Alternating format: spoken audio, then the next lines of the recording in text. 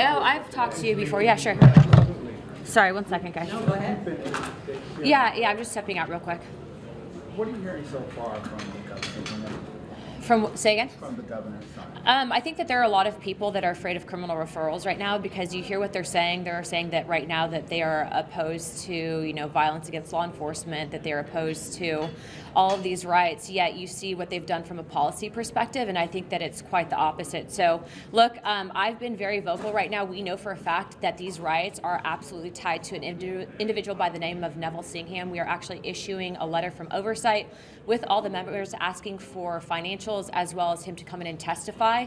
He's a billionaire donor that's actually tied to the Communist Chinese Party and spends part of his year in Shanghai. So this timing of this hearing, I think it's definitely serendipitous because it is correlated to some of the investigations that we are launching. But make no mistake, this is a different DOJ, a different administration, and we will be bringing criminal charges if they don't come to testify and provide us with evidence. Will you be providing criminal referrals for these governors to the DOJ? What I can tell you is I personally would like to talk with them first before I do that. You guys saw what I did last time. I went through a line of questioning, but I do believe that some of these individuals, specifically with Tim Walz, he does have some significant ties to the Communist Chinese Party. You've seen that with all of his, actually when he was a school teacher, that they actually funded his trips. He's been there from everywhere, his own admission, 15 to 30 times. So look, I'm all for bipartisanship on securing the border. Barack Obama deported a lot of people, and he had the same positions that modern day Republicans have on immigration in regards to a strong stance on it. However, what we're seeing right now is exactly what happened in the summer of love that they call it, the BLM riots, just a different ethnic class. Are using Hispanic Americans.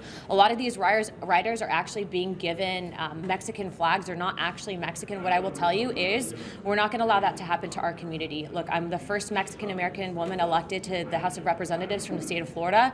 I vehemently oppose what's happening, and I think that it's wrong to be race baiting right now. That's exactly what's happening. Can you worry that these protests are going to happen nationwide? Oh, they are happening nationwide, and we are following the money trail. And what I can tell people is there's absolutely a foreign influence and element to this, and this is exactly why, instead of just putting this solely on Democrats, there's a lot of low information, low propensity people right now that are not fully understanding the bigger outside influence operation that's being run here. And I highly encourage you guys to look what Chris Coleman said on this. Can I just ask you, though, about what the governors are saying about sanctuary policies? What they're saying is it does comply with federal law because local authorities will cooperate with ICE if ICE presents a criminal warrant. Well, they're at the same time, though, undermining their own arguments in that, because they're saying that right now what the administration has done is from a militarized perspective. But what I would argue is when you have outside organizations, by the way, we will be bringing a vote on classifying Antifa as a terrorist organization. When you have these outside influence operations, these are not American citizens. These are foreign governments that are using bad actors, sometimes paid, in an effort to disrupt, destroy business, and actually cause civil unrest in this country. And so this is a very interesting time. Americans are not our enemy, but when you have people infiltrating our own government, using our own policies against us, and then you have elected officials that are being irresponsible in their own research as to who's funding these organizations. Tim Walz is actually speaking at the No Kings protest on June 14th. He's going to be speaking this month. He's here to testify in front of us.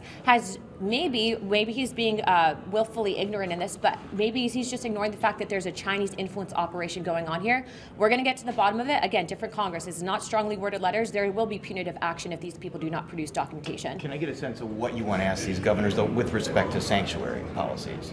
I'm not going to tell you because I want you to watch what I have to say. Thank you, guys. Thank you. All right, come on, guys. Sorry.